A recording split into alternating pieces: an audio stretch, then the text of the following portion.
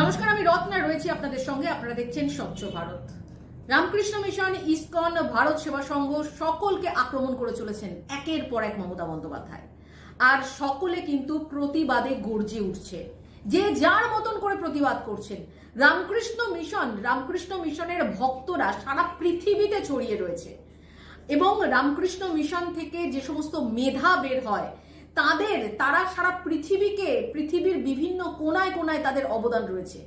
আর সেই রামকৃষ্ণ মিশনের মহারাজের ওপর আঙুল তুললেন মমতা বন্দ্যোপাধ্যায়। আর এবার রামকৃষ্ণ মিশন থেকে কি বলা হলো, রামকৃষ্ণ মিশন থেকে যেভাবে ধিক্কার জানানো হলো, তাতে আমার মনে হয় মমতা বন্দ্যোপাধ্যায়ের যদি সামান্যতম বিদ্যা বুদ্ধি এগুলো যদি ঠিকঠাক থাকে, তাহলে তিনি বুঝতে পারবেন যে তাকে রামকৃষ্ণ মিশন ঠিক কি জবাবটা দিল।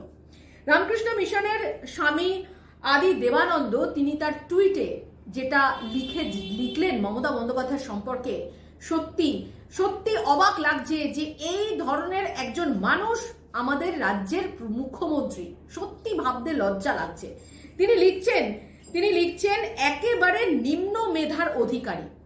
সত্যি তো, মমতা বন্দ্যোপাধ্যায় তো একেবারে নিম্ন মেধার অধিকারী, কারণ তিনি ইতিহাস, ভূগোল, বিজ্ঞান সবকিছুকে পাল্টে দেন। তিনি বলছেন মহাভারত রচনা করেছেন কাজী নজরুল ইসলাম, আর সেটা বলার পর তার কোনো রকম অনুশোচনা নেই। তিনি কখনোই বললেন না যেটা আমি ভুল বলে ফেলেছি। হতে পারে, মানুষের মুখ থেকে ভুল বেরিয়ে যেতেই পারে। তারপর তিনি চাঁদে পাঠিয়ে দিলেন রাকেশ রোশনকে, অভিনেতা রাকেশ রোশনকে। ইন্দিরা গান্ধীকে চাঁদে পাঠিয়ে দিলেন। তিনি তার কোনো সাল জ্ঞান, বছরের কোনো জ্ঞানগম্য নেই। তিনি লেবুর রস খাইয়ে দিলেন, রবীন্দ্রনাথ ঠাকুর লেবুর রস খাওয়ালেন গান্ধীজিকে তার অনশন ভাঙানোর জন্য। তিনি যা ইচ্ছা তাই বলে যাচ্ছেন, ইতিহাস সম্পর্কে ভুল ভাল তথ্য বার্তা সবকিছু তিনি দিয়ে যাচ্ছেন। তাহলে কি বলবেন যে নিম্ন মেধার? তো বলতেই হবে মমতা বন্দ্যোপাধ্যায়কে। এবং এই যে রামকৃষ্ণ মিশনে যে সমস্ত স্টুডেন্টরা রামকৃষ্ণ মিশন থেকে তারা পাস আউট হয়, তাদের কতটা মেধা থাকলে তবে রামকৃষ্ণ মিশনে চান্স পায়, আর সেখানে দাঁড়িয়ে রামকৃষ্ণ মিশনের প্রত্যেকটা মহারাজ তাদের কতটা যোগ্যতা, সেইটার বিচার বিবেচনা করার মতন ক্ষমতা মমতা বন্দ্যোপাধ্যায়ের আছে কি? কখনোই মমতা বন্দ্যোপাধ্যায়ের নেই, কারণ তিনি একজন মিথ্যাচারী। সেটাও কিন্তু বলেছে, এখানে বলছে যে নিম্ন মেধার অধিকারী, অপসংস্কৃতির ধারক বাহক, আদর্শচ্যুত মহিলা, মিথ্যাচারের উপর ভিত্তি করে রাজ্যটাকে রসাতলে পাঠাচ্ছে। মিথ্যাচার, প্রথম দিন থেকে তিনি মিথ্যাচার করে আসছেন। তিনি ডক্টরেট লিখতেন, ডক্টর মমতা বন্দ্যোপাধ্যায়। এই ডক্টর মমতা বন্দ্যোপাধ্যায়, এই ডক্টর ডিগ্রিটা যখন দেখা গেল যে কোনো ইউনিভার্সিটি নেই, যে ইউনিভার্সিটি তিনি নাম বলেছিলেন সারা বিশ্বে কোনো ইউনিভার্সিটি সেই নামে নেই, এবং সেটা যখন ধরা পড়লো যে এই ধরনের ইউনিভার্সিটি কোথাও নেই, তখন তিনি সেই ডক্টরেটটা নিজের নামের পাশ থেকে তুলে দিলেন। তাহলে কতটা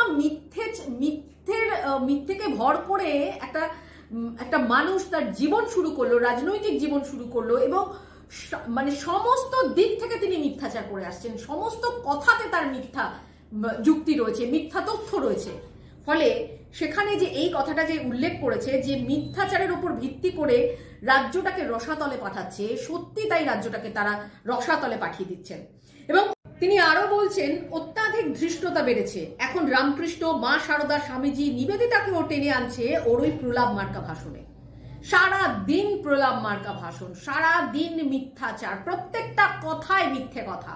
কখনোই বলছে না যে 100 দিনের কাজের টাকার হিসেবটা আমি দিইনি, তাই আমাকে কেন্দ্রীয় সরকার টাকা দিচ্ছে না। অহমিকা, অহংকার, একেবারে মানে কি বলবো, তিনি ধরাকে সরা জ্ঞান করছেন। তিনি নিজের ওপর একটা ওভার কনফিডেন্সে, নিজের প্রতি ওভার কনফিডেন্স তৈরি হয়ে গেছে তার। তিনি অনুকূল ঠাকুরকে জমি দিয়েছেন। অনুকূল ঠাকুর কবেকার মানুষ আর তিনি কবেকার মানুষ? তিনি কখন জমি দিলেন? তিনি মুখ্যমন্ত্রী থাকাকালীন কোন জমিটা অনুকূল ঠাকুরকে দিলেন কেউ জানেন না, তিনিই শুধু জানেন। তিনি রামকৃষ্ণ মিশনকে জমি দিয়েছেন, তিনি সিস্টার নিবেদিতার তিনি বাড়ি করে দিয়েছেন। তার জন্য রামকৃষ্ণ মিশন সংস্থা, ভারত সেবা সংঘ সংস্থা, তারা এই মমতা বন্দ্যোপাধ্যায়ের পায়ের নিচে থাকবে। এটাই হচ্ছে তার বক্তব্য, মূল বক্তব্য এখানে। ফলে প্রত্যেকটা জায়গা থেকে যে তিনি মানে এই কুকর্মগুলো করে যাচ্ছেন, সত্যি একেবারে নক্কারজনক। এবং তিনি আরো লিখছেন যে অশিক্ষিত দুর্বৃত্ত স্তাবক পরিবৃত্ত হয়ে উনি ধরাকে সরা জ্ঞান করছেন। সত্যি অশিক্ষিত, ওনার পুরো লোকজন যারা রয়েছে প্রত্যেকেই অশিক্ষিত, কোনো কাউকে সম্মান করেন না, কারোর কোনো জ্ঞান নেই, কোনো মহিলাকে সম্মান করা তো দূরের কথা, সমস্ত চোরদের নিয়ে একটা মন্ত্রিসভা, চোরদের নিয়ে নিজের দল তৈরি করেছেন, আইপিএস আইএএস অফিসার সবাইকে চোর বানিয়ে দিয়েছেন।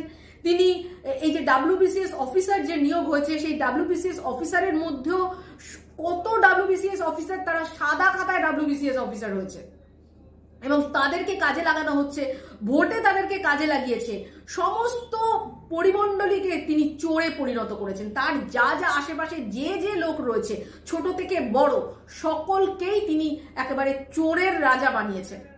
ফলে এই জায়গা থেকে তিনি মনে করছেন যে চোরদের নিয়ে আমার চলে যাবে, চোরদের নিয়েই আমার এই সমস্ত দুর্বৃত্ত কাজ আমার হাসিল হয়ে যাবে।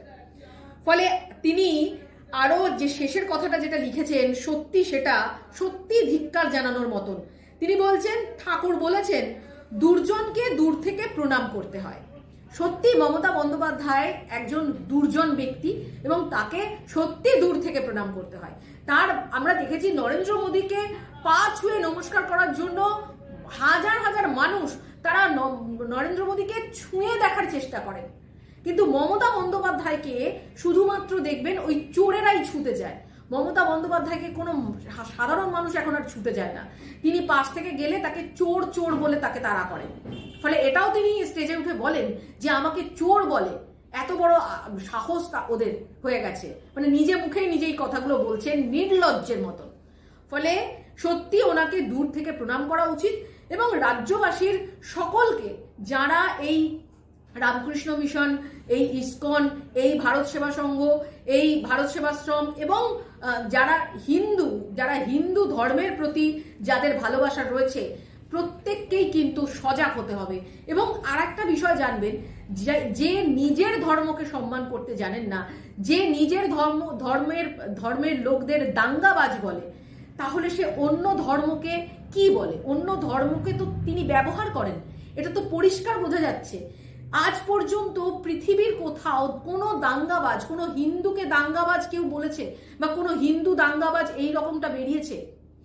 আজ তিনি হিন্দু জাতিকে দাঙ্গাবাজ আখ্যা দিচ্ছেন। এত বড় সাহস ওনার! উনি পশ্চিমবাংলার মাটিতে দাঁড়িয়ে বাংলাদেশের মতন আচরণ করছেন, যেটা বাংলাদেশে হিন্দুদের ওপর যে আচরণটা হয় তিনি সেই আচরণটা করছেন। ফলে মমতা বন্দ্যোপাধ্যায়কে কিন্তু এর জবাব মানুষ ঠিক সময় দেবেন এবং আমার মনে হচ্ছে যে ওনার পায়ের তলা থেকে তো মাটি একেবারেই সরে গেছে। সেই সব বুঝতে পেরে হয়তো ওনার মতিভ্রম হয়েছে, তিনি হয়তো এটা বুঝবেন। এই চিঠিটা দেখার পর, এই টুইটারের এই লেখাটা উনি পড়ার পর অবশ্যই তিনি বুঝবেন যে তিনি এক্স্যাক্ট কি করতে চলেছেন।